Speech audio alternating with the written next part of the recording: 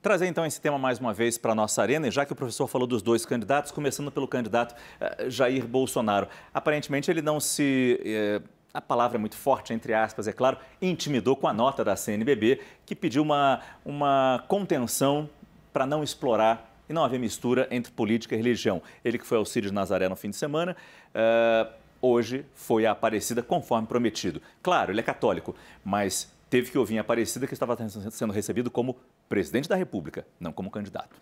Exato, e depois ainda num outro sermão o padre disse que era um dia de bênção e não um dia de pedir, era um dia de pedir bênção e não de pedir votos, porque é um dia de celebração para aqueles que acreditam na fé católica da padroeira do Brasil. E é por isso que, inclusive o arcebispo de Aparecida, Dom Orlando Brandez, faz menção à rainha, do Brasil nesse sentido dessa crença muito forte da padroeira, do significado dela. Fez inclusive uma conexão com a rainha Esther, que também tem toda uma história bíblica importante de salvação do povo judeu, etc. Então, é muito, acho que o André Regis, não é, por ser uma pessoa muito, muito querida, que eu gosto muito, um grande amigo, mas ele colocou um ponto que é importante a gente entender.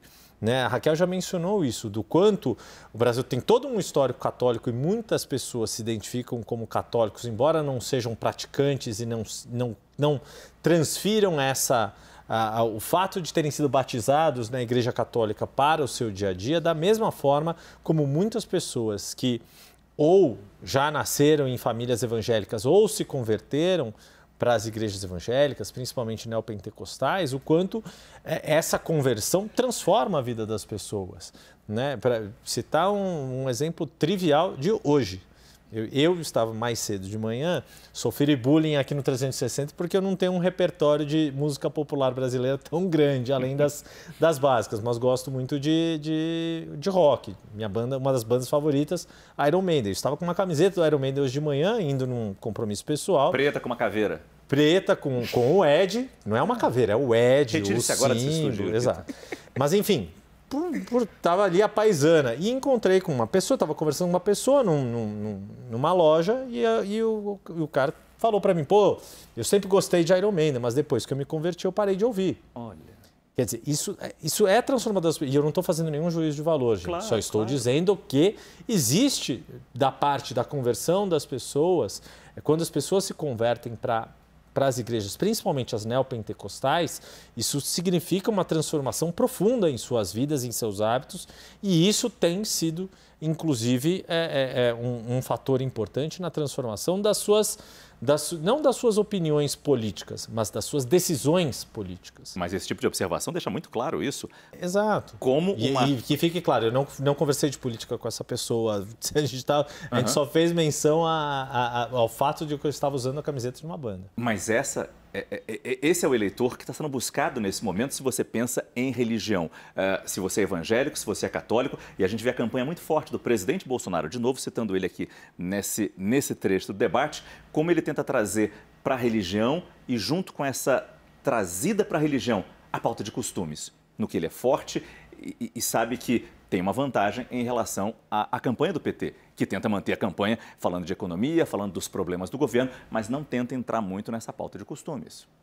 Então, Márcio, foi muito forte, eu acho, tudo que aconteceu hoje, especialmente a reação da Igreja Católica, que já vinha com a nota da CNBB. Como eu disse aqui mais cedo, o Bolsonaro é fortíssimo nesse público evangélico, mas ele é o candidato que está atrás, ele precisa também falar do público católico. Ótimo. Eu acho que não existe esse eleitor católico tão forte como o evangélico, dessa conversão, mas Nossa Senhora Aparecida é um símbolo. Somos todos devotos de Aparecida. O Yuli está fazendo confissões, eu também vou à Basílica agradecer minhas coisas. Então, assim, é muito forte.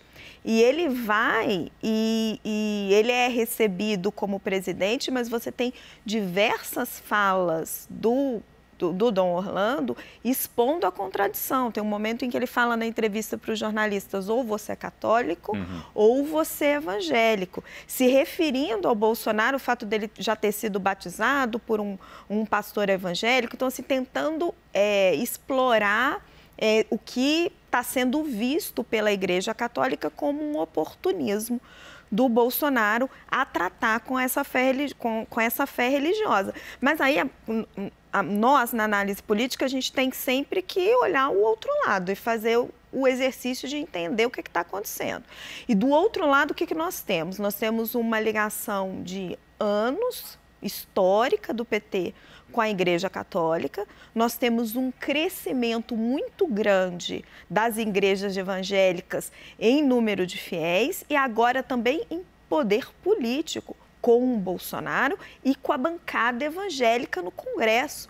Então, essa reação da Igreja Católica tão forte, o Yuri estuda isso melhor do que eu, mas assim, eu não me recordo assim, de recentemente posicionamentos políticos tão veementes. Então, tem também aí uma reação à sua própria perda de poder e de influência. Deixa eu só, antes de trazer o Yuri mais uma vez nessa conversa, só botar o Felipe de novo, porque é muito importante que a Raquel está falando especificamente sobre Dom Orlando, que no ano passado, no 12 de outubro de 2021, Dom Orlando disse que para que juntos construamos um Brasil pátria amada, não pátria armada.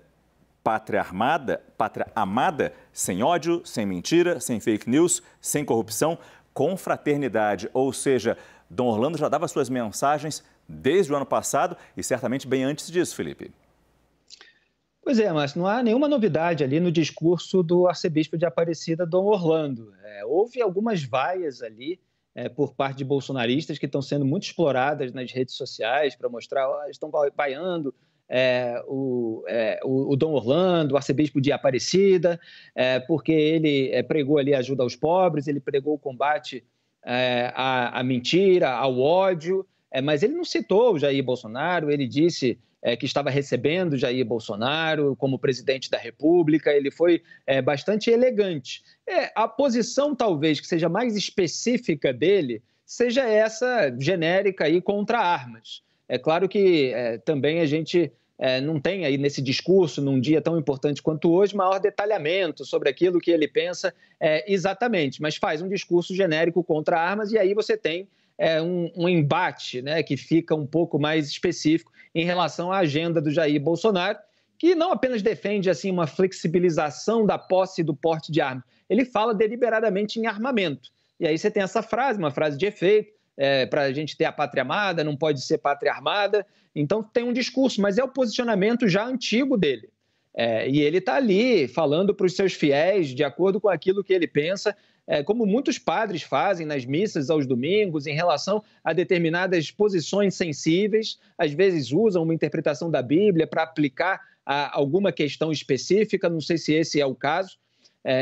Então, assim, houve talvez ali uma passada de recibo, vamos dizer assim, o sentiu que o pessoal usa nas redes sociais, quando ele fala algo que ele já combate, quando ele fala algo que o próprio cristianismo tem na mira, quer dizer, o ódio, a mentira, etc., e o bolsonarista acha que está mandando um recado para ele ou acha que está criticando o presidente da República, mas ele não fez isso nominalmente.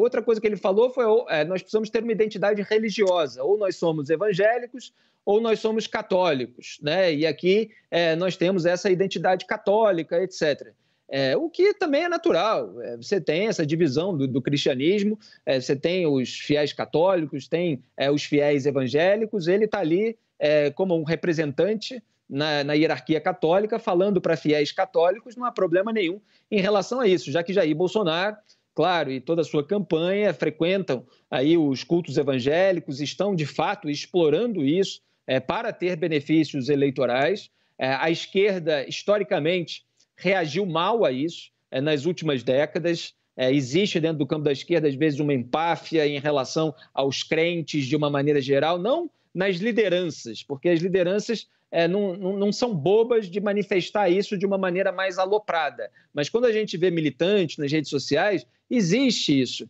um tratamento um tanto soberbo em relação ao fiel evangélico.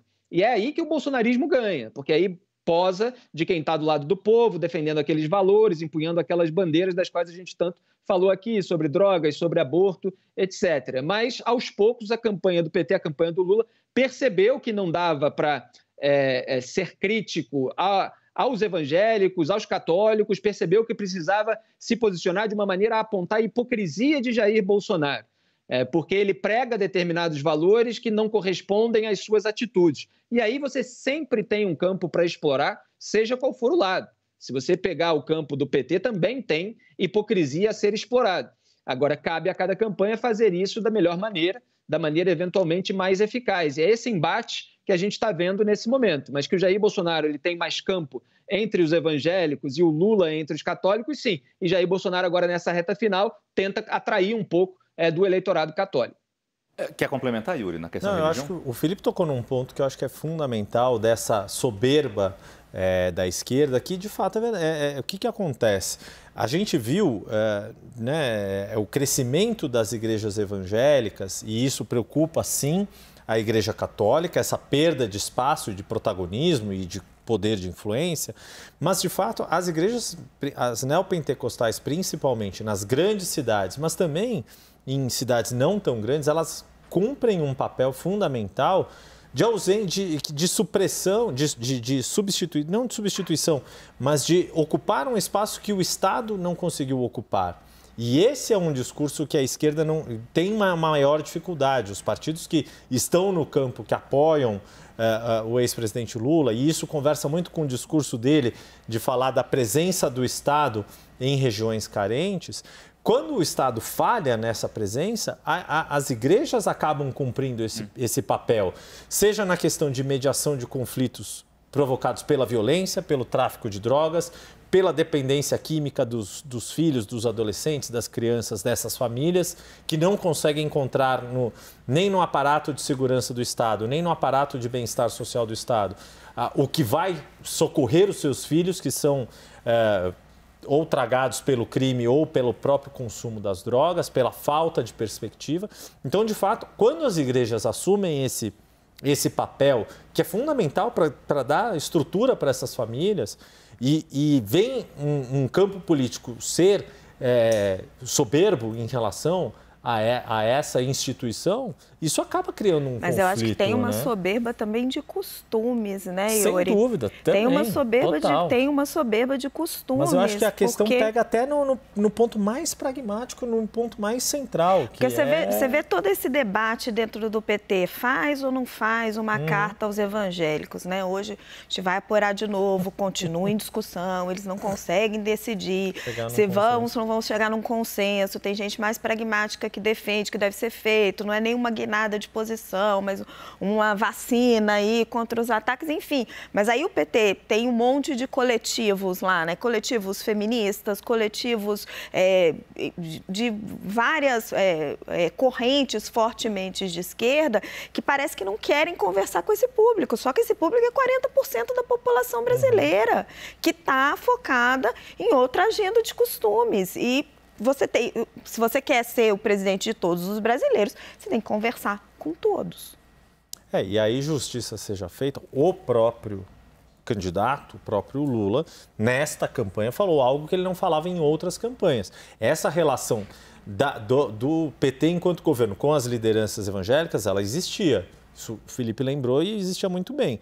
Agora, o que houve de mudança de modulação de discurso do próprio candidato e que encontra dificuldade nas estruturas que o apoiam dos partidos é ele dizer: tenho que ter participação também dos evangélicos na discussão de políticas públicas. E isso é uma frase inédita na retórica que Lula costuma ter nas outras campanhas. Porque ele mesmo não lidou com isso em campanha, né? Dilma lidou com essa questão, mas ele não.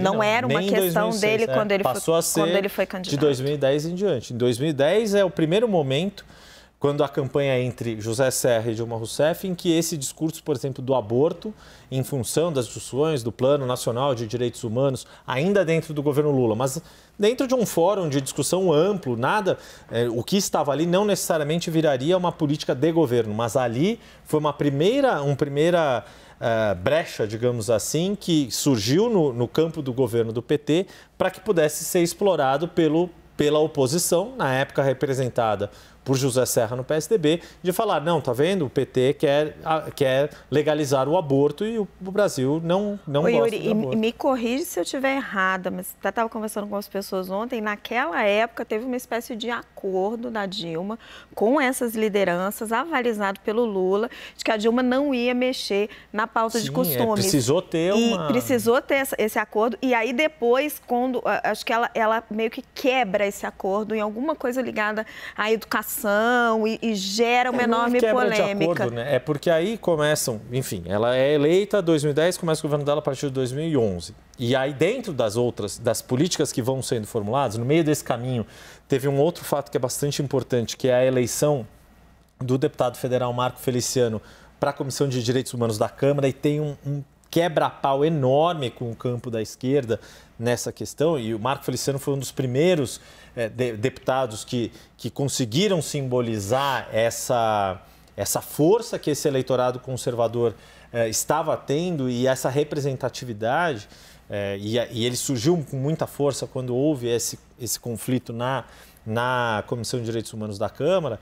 Mas aí aí começam a surgir as outras coisas, que aí começa a surgir a discussão do que foi apelidado, muito entre aspas, de kit gay, que era a questão de políticas sobre a aceitação dos homossexuais, de se ter ali, de não se ter preconceito com pessoas homossexuais no âmbito da educação, nas escolas. E aí isso vira a discussão de ideologia de gênero. Então a discussão vai sempre tomando caminhos que não necessariamente são as políticas concretas que estão em discussão nos governos. Elas acabam tomando um Nossa, é uma distorção atrás da outra. Exato.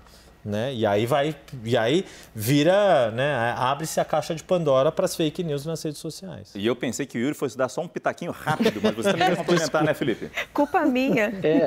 Não, foram colocações tremendamente pertinentes, está muito rico aqui o debate sobre esse ponto. A gente se complementa e concorda com todos esses aspectos. Tem um outro ponto que eu só queria acrescentar, é que existe uma dificuldade também entre os políticos, porque se você pega o caso de Jair Bolsonaro, ele focou muito no segmento evangélico. Quando você foca demais num segmento, por mais que você conquiste aquele eleitorado, e Jair Bolsonaro de fato conquistou o voto majoritário dentro do segmento evangélico, você gera rejeição em outros segmentos. Talvez até parte desse discurso do arcebispo possa ser muito ilustrativo, né? Não vou dizer que é um recado direto, mas olha, existem os evangélicos, existem os católicos, nós aqui somos católicos, então precisamos ter uma identidade religiosa, a nossa identidade é católica, etc. E eu converso com pessoas que têm outras religiões, e elas ficam incomodadas com esse crescimento. Não é só o crescimento em si do número de igrejas, do número de fiéis, etc. É o crescimento da influência política. E é claro que aí há outros fatores. A gente viu pastores que eram governistas quando o PT estava no poder, portanto estavam próximos do Lula e da Dilma Rousseff. Quando Jair Bolsonaro subiu ao poder, ficaram próximos do Jair Bolsonaro. A gente vai precisar ver quando Jair Bolsonaro sair do poder, se ele perder agora ou se perder no futuro, quais desses pastores permanecerão ao lado dele com um discurso mais ideológico e quais serão adesistas de um novo governo. Porque há também benesses distribuídas para determinados templos, para determinadas igrejas. Então, a gente viu perdão de dívidas, por exemplo, e aí o governo faz determinadas medidas que agradam a esses pastores, mas ele quer, claro, a propaganda política eleitoral a favor dele dentro do templo. Então, assim, isso existe, a gente sabe que existe. Não quer dizer, evidentemente, que todos são assim, que todos têm as suas posições em razão de eventuais escambos. E há muitos fiéis que têm essas posições a respeito do aborto, a respeito da droga, e eles querem ver uma representatividade política em relação a esses pontos. E, às vezes, colocam esses pontos acima de questões econômicas, por exemplo. E o bolsonarismo incentiva muito essa imaginação de um cenário apocalíptico. A gente viu aquilo que a Damares Alves falou a respeito de criança, banguela, por causa de práticas ali gravíssimas que ela estava apontando, alvos de pedofilia, sem que houvesse base, sem que os órgãos competentes soubessem daquela denúncia. Mas sempre toda uma construção retórica de modo a apontar que se o outro lado assumir o poder, a gente vai viver um cenário de apocalipse. Quer dizer, as igrejas vão ser fechadas, as crianças vão ser alvos de pedofilia, etc. E isso se constrói para determinados segmentos. E o Jair Bolsonaro faz isso com o segmento evangélico. Então, também precisa haver, claro, contraponto com outros grupos políticos falando para esse segmento aquilo que não é verdade. Fora, claro, nós, jornalistas, vamos apontar de lado a lado o que é verdade, o que é mentira, o que é o debate legítimo e o que é a falsificação da realidade. Então, voltando ao ponto, é complicado falar demais para um segmento, você gera rejeição no outro. E a gente vê que o cenário está dividido. O Lula tem dificuldade de entrar no segmento evangélico, mas ele tem uma absorção de votos nos demais segmentos. Vamos ver o que vai prevalecer no final. Obrigado, Felipe, mais uma vez.